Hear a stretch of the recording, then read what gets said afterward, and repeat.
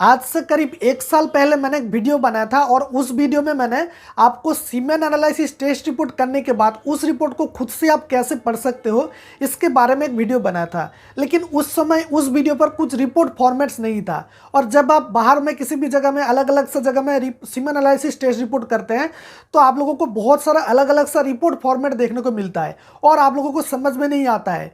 जैसे कि स्पर्म का हेड का मॉर्फोलॉजी कितना होना चाहिए, स्पर्म का टेल का मॉर्फोलॉजी कितना होना चाहिए, स्पर्म का नेक का मॉर्फोलॉजी कितना होना चाहिए, स्पर्म का टोटल मोटिलिटी काउंट कितना होना चाहिए, स्पर्म का जो इमोटिल काउंट कितना होना चाहिए, और भी बहुत सारा रिपोर्ट फॉर्मेट है जो आप लोगों को देखने के बाद समझ में नहीं आता है। सो आज का इस टॉपिक पर फ्रेंड्स हम फुल्ली एक्सप्लेन करने वाले हैं सब कुछ डिटेल्स में विथ प्रैक्टिकल कि सीमेन एनालिसिस टेस्ट रिपोर्ट करने के बाद आप उस सीमेन एनालिसिस टेस्ट रिपोर्ट को बहुत ही आसानी से कैसे खुद से पढ़ सकते हो और बहुत ही आसानी से आप कैसे डिटेक्ट कर सकते हो कि आपका रिपोर्ट में कुछ प्रॉब्लम हुआ है या नहीं। सो बहुत ही वाइटल वीडियो है, इसलिए आज के इस वीडियो को आप बिना स्किप किए कॉम्प्लीटली वॉच करें, तभी आप लोगों को सब कुछ समझ में आ जाएगा। So hello friends, good evening, कैसे आप सब? उम्मीद है कि आप सब बहुत ज़्यादा अच्छा होंगे। मैं हूं आपका दोस्त अंजन महांती और आप देख रहे हैं मेडिकल सॉल्वर यूट्यूब चैनल। शुरू करने से पहले फ्रेंड्स आप सभी के पास एक छोटी सी रिक्वेस्ट है, अगर आप इस चैनल पर पहली बार आए हैं तो चैनल को सब्सक्राइब करने के साथ साथ नोटिफिकेशन बेल को ऑल पे क्लिक करें, क्योंकि इस चैनल पर आप लोगों को मेडिकल रिलेटेड हर तरह का हेल्पफुल कंटेंट मिलता रहेगा। वीडियोज का नोटिफिकेशन सबसे पहले आप तक पहुंच जाएगा, जिसकी वजह से आप सबसे पहले वीडियोज को देख सकते हैं। तो चलिए फ्रेंड्स शुरू कर लेते हैं। देखिए फ्रेंड्स, सीमेन एनालिसिस टेस्ट करने से पहले कुछ बातों का ऊपर आपको जरूर से जरूर ध्यान देना है।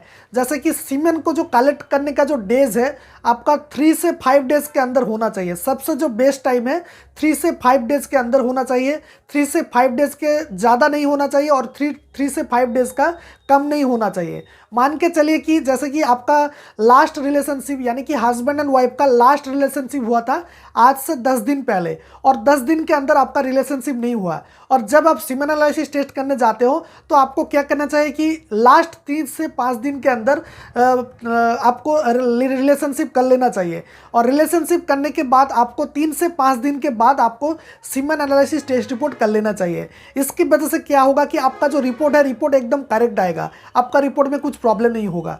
और जब आप सीमेन को कलेक्ट करते हैं, यानी कि सीमेन को कलेक्ट करने के लिए तो किसी भी लैब में जाना पड़ता है, लैब का जो बाथरूम है वहाँ पर जाना पड़ता है, और जब आप सीमेन को कलेक्ट करते हैं, सीमेन को कलेक्ट करने के बाद आप तुरंत लेबोरेटरी में दे दें, क्योंकि आपका रिपोर्ट चालू हो जाता है, और जितना जल्दी आपका रिपोर्ट चालू हो जाएगा उतना ही आपका रिपोर्ट करेक्ट आएगा। ठीक है, आप देर मत करें, कलेक्ट होने के बाद आपको तुरंत लेबोरेटरी में सीमेन को दे देना है। उसके बाद सीमेन को कलेक्ट करते समय आपको एक बात जरूर से जरूर ध्यान देना है कि सीमेन कलेक्शन का जो पॉड आता है, यानी कि जो लेबोरेटरी में मिलता है, उस पॉड में आपको सीमेन को कलेक्ट करना है। कुछ अलग सा जगह में आपको सीमेन को कलेक्ट नहीं करना है। अगर आप अलग सा जगह में सीमेन को कलेक्ट करते हैं तो आपका सीमेन का क्वालिटी खराब हो जाता है, ठीक है, और आपका रिपोर्ट में प्रॉब्लम आता है। इसलिए सीमेन को कलेक्ट करने के लिए किसी भी लैब में जाना पड़ता है, और जाने के बाद आपको सीमेन कलेक्शन का जो पॉड है उस पॉड को लेके उसके अंदर आपको सीमेन को कलेक्ट करना है, जिसकी वजह से आपका रिपोर्ट करेक्ट आता है।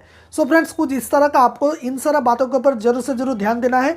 और फ्रेंड्स, कुछ दिन पहले मैंने एक वीडियो बनाया था, उस वीडियो में मैंने सब कुछ डिटेल्स में फुल्ली एक्सप्लेन किया था कि सीमेन एनालिसिस टेस्ट क्या है, सीमेन एनालिसिस टेस्ट रिपोर्ट को कब किया जाता है और सीमेन एनालिसिस टेस्ट रिपोर्ट को कैसे किया जाता है, सब कुछ डिटेल्स में फुल्ली एक्सप्लेन किया था। अगर आपको फ्रेंड्स उस वीडियो देखना है तो आई बटन पर आपको उस वीडियो का लिंक मिल जाएगा, वहाँ पर जाके आप उस वीडियो को देख सकते हैं। इस वीडियो में मैंने सीमेन एनालिसिस टेस्ट के बारे में सब कुछ डिटेल्स में फुल्ली एक्सप्लेन किया था। सो फ्रेंड्स, अब हम सीमेन एनालिसिस टेस्ट रिपोर्ट करने के बाद उस रिपोर्ट को खुद से कैसे बहुत ही आसानी से पढ़ सकते हैं, इसको समझने के लिए चलते हैं मोबाइल के स्क्रीन पर। जैसे कि फ्रेंड्स आप देख सकते हैं कि ये एक पेशेंट का सीमेन एनालिसिस टेस्ट रिपोर्ट है। इसको मैं थोड़ा जूम करता हूँ, और जूम करने के बाद आप यहाँ पर ऊपर सबसे पहले देख सकते हैं सीमेन एनालिसिस लिखा हुआ है, उसके बाद सेमिनोग्राम लिखा हुआ है, यानी कि सेमिनोग्राम का मतलब है कि सेमिनोग्राम मेथड से टेस्ट किया जाता है। उसके बाद आप नीचे देख सकते हैं physical, chemical and microscopical examination, यानी कि इस टेस्ट को तीनों प्रोसेस से किया जाता है। सबसे पहले फिजिकल एग्जामिनेशन किया जाता है, उसके बाद केमिकल एग्जामिनेशन किया जाता है, और उसके बाद माइक्रोस्कोपिकल एग्जामिनेशन किया जाता है। और यहाँ पर आप देख सकते हैं टेस्ट का नेम दिया गया है, यहाँ पर रिजल्ट दिया गया है, यहाँ पर टेस्ट का यूनिट्स दिया गया है, और यहाँ पर रेफरेंस रेंज दिया गया है। रेफरेंस रेंज का मतलब है कि नॉर्मल रेंज कितना होना चाहिए। और यहाँ पर सबसे पहले हम बात करेंगे कि फिजिकल एग्जामिनेशन के बारे में। फिजिकल एग्जामिनेशन में सबसे पहला जो आता है आप देख सकते हैं टाइम ऑफ स्पेसिमेन, यानी कि सीमेन को कितना टाइम के अंदर सीमेन को कलेक्ट किया गया है, उसका टाइम कितना है। यहाँ पर आप देख सकते हैं 9:55 55 मिनट यानी 9:55 AM में सीमेन को कलेक्ट किया गया है। और यहाँ पर आप देख सकते हैं टाइम ऑफ एग्जामिनेशन, यानी कि कितने टाइम बजे सीमेन का टेस्ट चालू हुआ था। यहाँ पर आप देख सकते हैं 10:35 यानी कि 10:35 AM में सीमेन का टेस्ट चालू हुआ था। और यहाँ पर आप देख सकते हैं ड्यूरेशन ऑफ एब्सटिनेंस, यानी कि जो सीमेन कलेक्शन करने का जो डेज है वो कितने दिन गैप होने के बाद सीमेन को कलेक्ट किया गया है। इसका जो नॉर्मल रेंज है आप देख सकते हैं 2 to 7 डेज। और इसका जो सबसे बेस्ट है कि 3 से 5 दिन अगर होगा आपका सीमेन का गैप तो सबसे बेस्ट रहेगा, ठीक है। और यहाँ पर आप देख सकते हैं इसका जो गैप है 3 डेज है, जो कि नॉर्मल है। और ये जो सीमेन कलेक्शन का जो टेस्ट है, यानी कि सीमेन एनालिसिस का जो टेस्ट है, आपको किसी डॉक्टर ने रेकमेंड करता है या तो फिर आप खुद से ट्राई कर सकते हैं, यानी कि खुद से भी आप टेस्ट करके आप इसको इस तरह से जांच कर सकते हैं। उसके बाद आप देख सकते हैं यहाँ पर नीचे की तरफ आपको दिख रहा है liquefaction time at 30 degree Celsius, यानी कि सीमेन को 30 डिग्री सेल्सियस के अंदर रखना पड़ता है और यहाँ पर रखने के बाद उसका टेस्ट होता है। यहाँ पर आप पूरा नॉर्मल रेंज देख सकते हैं 30 से 60 मिनट इसका नॉर्मल रेंज होना चाहिए, ठीक है। और यहाँ पर रिजल्ट में आया है 40 मिनट्स, यानी कि इसको नॉर्मल माना जाता है, ठीक है। और 30 डिग्री सेल्सियस के अंदर इसको 40 मिनट्स रखा गया था। उसके बाद लिक्विफेक्शन, यानी कि इसका जेली जेली जो भाव है वो कितने टाइम बाद आ गया था, ठीक है। उसके बाद टेस्ट चालू हुआ था और यहाँ पर 40 मिनट्स आया है, जो कि नॉर्मल है। उसके बाद यहाँ पर आप देख सकते हैं वॉल्यूम जो है इसका जो नॉर्मल रेंज होना चाहिए 1.5 से लेकर 5 ml तक होना चाहिए। 1.5 ml से ऊपर से 5 ml तक होना चाहिए। और यहाँ पर आप देख सकते हैं रिजल्ट्स में आया है 1.5 ml, जो कि नॉर्मल है, ठीक है। उसके बाद यहाँ पर देख सकते हैं कलर्स, इसका कलर्स जो है वाइटिश है, जो कि नॉर्मल है। उसके बाद मैं थोड़ा नीचे जाता हूँ और नीचे जाने के बाद आप यहाँ पर देख सकते हैं यहाँ पर जो है विस्कोसिटी आपको दिख रहा है, विस्कोसिटी जो है थिक है, ठीक है, यानी कि थिक टाइप का है, स्पर्म जो है थिक टाइप का है। उसके बाद यहाँ पर देखिए पीएच जो लिखा है इसको फॉस्फेट बोला जाता है, यानी कि स्पर्म के अंदर जो फॉस्फेट होना चाहिए वो कितना % होना चाहिए। आप यहाँ पर देख सकते हैं 7.2 से लेकर 7.8 होना चाहिए।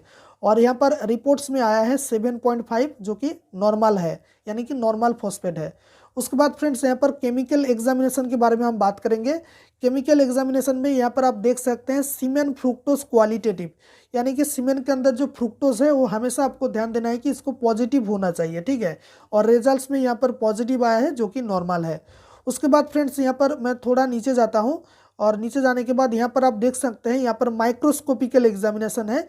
माइक्रोस्कोपिकल एग्जामिनेशन में सबसे पहला है टोटल स्पर्म कॉन्सेंट्रेशन, यानी कि स्पर्म का जो टोटल काउंट है वो कितना होना चाहिए। और यहाँ पर आप देख सकते हैं इसका जो नॉर्मल रेंज होना चाहिए 15 मिलियन पर ml ऑफ सीमेन होना चाहिए, यानी कि 15 मिलियन पर ml ऑफ सीमेन से ऊपर होना चाहिए। और रिपोर्ट्स में आए हैं 20 मिलियन पर ml ऑफ सीमेन, जो कि नॉर्मल है। उसके बाद यहाँ पर आप देख सकते हैं परसेंटेज ऑफ मोटिलिटी, यानी कि मोटिलिटी का परसेंटेज कितना % होना चाहिए। और यहाँ पर आप देख सकते हैं 40% से ऊपर होना चाहिए, ठीक है। इसको आपको ज़रूर से ज़रूर ध्यान देना है। और यहाँ पर देखिए, आप देखिए यहाँ पर लिखा है grade A plus grade B, यानी कि ग्रेड A यहाँ पर देख सकते हैं प्रोग्रेसिव मोटाइल और ग्रेड B जो है नॉन प्रोग्रेसिव मोटाइल, यानी कि प्रोग्रेसिव मोटाइल और नॉन प्रोग्रेसिव मोटाइल को इजुकल करके इसको निकाला जाता है, इसका परसेंटेज निकाला जाता है। और इसका परसेंटेज हमेशा 40% से ऊपर होना चाहिए, जो कि रिपोर्ट्स में आया है 45%, जो कि नॉर्मल है। उसके बाद यहाँ पर आप सबसे पहले देख सकते हैं ग्रेड A में जो सबसे पहले आता है प्रोग्रेसिव मोटाइल। प्रोग्रेसिव मोटाइल का मतलब है कि स्पर्म कितना तेजी से भाग रहा है वो माइक्रोस्कोपिकल एग्जामिनेशन करने के बाद पता चल जाता है। यहाँ पर आप देख सकते हैं इसका जो नॉर्मल रेंज होना चाहिए 32% से ऊपर होना चाहिए। और रिपोर्ट्स में आया है 30%, जो कि थोड़ा यहाँ पर एबनॉर्मल दिख रहा है, यानी कि स्पर्म का जो प्रोग्रेसिव मोटाइल है, यानी कि जो भाग रहा है कितना तेजी से भाग रहा है वो थोड़ा एबनॉर्मल है, ठीक है। और यहाँ पर ग्रेड B में आप यहाँ पर देख सकते हैं non progressive motile. Non progressive motile यानी कितना परसेंट स्पार्म है सीमेन के अंदर, जो स्पार्म है कितना परसेंट स्पार्म बहुत स्लोली भाग रहा है, ठीक है। और यहाँ पर इसका जो परसेंटेज है आप देख सकते हैं 15% है यहाँ पर, जो कि नॉर्मल है, ठीक है। और यहाँ पर सबसे ज़्यादा ध्यान दिया जाता है प्रोग्रेसिव मोटाइल का जो नॉर्मल रेंज है, यहाँ पर सबसे ज़्यादा ध्यान दिया जाता है। ये हमेशा 32% से ऊपर होना चाहिए। उसके बाद यहाँ पर आप देख सकते हैं ग्रेड सी में इमोटिल यानी कि कितना परसेंट स्पर्म डेथ हो चुका है। आप यहाँ पर देख सकते हैं 55% स्पर्म डेथ हो चुका है, ठीक है। और यहाँ पर आप देख सकते हैं ग्रेड ए, ग्रेड बी और ग्रेड सी, यहाँ पर इसका जो कुल मिला के जो परसेंटेज है वो 100% होना चाहिए। आप देख सकते हैं यहाँ पर 30%, उसके बाद 15%, उसके बाद 55%, ठीक है। इसको मिला के 100 होना चाहिए। और सबसे ज़्यादा ध्यान दिया जाता है ग्रेड ए का प्रोग्रेसिव मोटाइल का जो परसेंटेज है 32% से ऊपर होना चाहिए, इसको सबसे ज़्यादा ध्यान दिया जाता है, ठीक है। और यहाँ पर फ्रेंड्स आप देख सकते हैं नीचे की तरफ पास सेल आया है, पास सेल का जो नॉर्मल रेंज होना चाहिए वो नील होना चाहिए। और यहाँ पर रिजल्ट्स में आया है आप देख सकते हैं 6 to 8 पर HPF, जो कि सीमेन के अंदर इन्फेक्शन थोड़ा हो चुका है, ठीक है। उसके बाद आता है रेड ब्लड सेल्स यानी कि जिसको RBC बोला जाता है, इसका जो नॉर्मल रेंज होना चाहिए नील होना चाहिए। और यहाँ पर देख सकते हैं नील है यानी कि सीमेन के अंदर ब्लड नहीं जा रहा है, ठीक है, क्योंकि पर HPF नॉर्मल है। उसके बाद आता है एपिथेलियल सेल यानी कि सीमेन के अंदर जो इन्फेक्शन है वो इन्फेक्शन कितना फैल चुका है। यहाँ पर आप देख सकते हैं इसका नॉर्मल रेंज नील होना चाहिए, और रिपोर्ट्स में भी नील आया है पर HPF, जो कि नॉर्मल है। उसके बाद फ्रेंड्स थोड़ा मैं नीचे जाता हूँ, और नीचे जाने के बाद आप यहाँ पर देख सकते हैं मॉर्फोलॉजी यानी कि स्पर्म का मॉर्फोलॉजी कितना होना चाहिए। मॉर्फोलॉजी यानी स्पर्म का नॉर्मल काउंट और एबनॉर्मल काउंट को पहचाना जाता है, ठीक है। यहाँ पर देखिए सबसे पहले यहाँ पर नॉर्मल जो मॉर्फोलॉजी होना चाहिए वो 4% से ऊपर होना चाहिए, आप यहाँ पर देख सकते हैं। और यहाँ पर रिपोर्ट्स में आया है 70%, जो कि नॉर्मल है। उसके बाद एबनॉर्मल मॉर्फोलॉजी आप देख सकते हैं यहाँ पर 30% है, ठीक है। यहाँ पर 30% है, जो कि 4% से ऊपर होना चाहिए, ये भी नॉर्मल है। उसके बाद एबनॉर्मल जो मॉर्फोलॉजी है इसको तीनों भाग से कैलकुलेट किया जाता है। यहाँ पर ग्रेड ए में हेड डिफेक्ट्स, ग्रेड बी में neck and mid piece defects, और ग्रेड सी में टेल डिफेक्ट्स, ठीक है। यानी कि जो स्पर्म है उस स्पर्म का तीनों भाग होता है। सबसे पहला हेड होता है, उसके बाद नेक होता है जिसको मिडिल पीस बोला जाता है, उसके बाद टेल होता है यानी कि पूंछ होता है, ठीक है। सो यहाँ पर सबसे पहले हम बात करेंगे कि ग्रेड ए में हेड डिफेक्ट्स के बारे में। आप यहाँ पर देख सकते हैं 15% जो है ग्रेड ए में हेड डिफेक्ट्स 15% आया है। उसके बाद नेक एंड मिड पीसेस डिफेक्ट आया है 10%। उसके बाद आया है जो टेल डिफेक्ट्स आया है 5% आया है, ठीक है। यानी कि जो एबनॉर्मल मॉर्फोलॉजी आप लोग देख रहे हैं 30% है, इसको तीनों भाग से कैलकुलेट किया गया है, ठीक है। 15, 10 और 5 जिसको लेकर 30 होता है, ठीक है। इन तीनों को लेकर 30 होता है, और इसको तीनों भाग से डिवाइडेड किया गया है। सो फ्रेंड्स कुछ इस तरह का जो सीमेन एनालिसिस टेस्ट रिपोर्ट करने के बाद कुछ इस तरह का आप रिपोर्ट्स को खुद से पढ़ सकते हैं, और खुद से आप डिटेक्ट कर सकते हैं कि रिपोर्ट में कुछ प्रॉब्लम हुआ नहीं। सो फ्रेंड्स फाइनली इस रिपोर्ट का जो प्रॉब्लम है आप देख सकते हैं यहाँ पर रिपोर्ट्स का जो प्रॉब्लम आया है। यहाँ पर सबसे पहले जो प्रोग्रेसिव मोटाइल जो है, इसका प्रोग्रेसिव मोटाइल थोड़ा एबनॉर्मल है। और यहाँ पर आप देख सकते हैं जो पास सेल है इसका जो पास सेल है इसका एबनॉर्मल है, यानी कि स्पर्म के अंदर थोड़ा इन्फेक्शन टाइप का हो चुका है, और बाकी सभी नॉर्मल है, ठीक है। सो कुछ इस तरह का रिपोर्ट्स को आप खुद से पढ़ सकते हैं। सो फ्रेंड्स कुछ इस तरह का सीमेन एनालिसिस टेस्ट रिपोर्ट करने के बाद आप खुद से रिपोर्ट को कुछ इस तरह का बहुत ही आसानी से पढ़ सकते हैं, और खुद से आप डिटेक्ट कर सकते हैं कि आपका रिपोर्ट में कुछ प्रॉब्लम हुआ है या नहीं। उम्मीद है कि फ्रेंड्स आपको सब कुछ डिटेल्स में पता चल गया होगा। और फ्रेंड्स अगर इस वीडियो पसंद है तो वीडियो को एक लाइक करें, दोस्तों का साथ शेयर करें।